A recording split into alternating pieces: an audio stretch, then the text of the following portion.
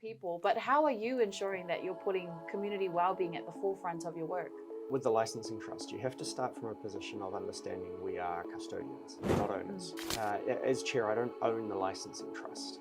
I am the custodian of it for a short period of time, and then someone else will come along behind me, and there was someone before me as well. From my perspective, I think when I took over, one of the things that was really obvious to me is that most people in the community had no idea it existed, what it did and how it worked. There are huge amounts of Indian people moving into the community now, and it's fantastic. And we need to have a representative face for them. The Pacifica community makes up 41% of our community, but we didn't have a Pacifica candidate on our group. Yeah. And so we've started to build that group together. In the Pacifica and the Māori community, they vote at less than 30%. I think the most important part is that we vote.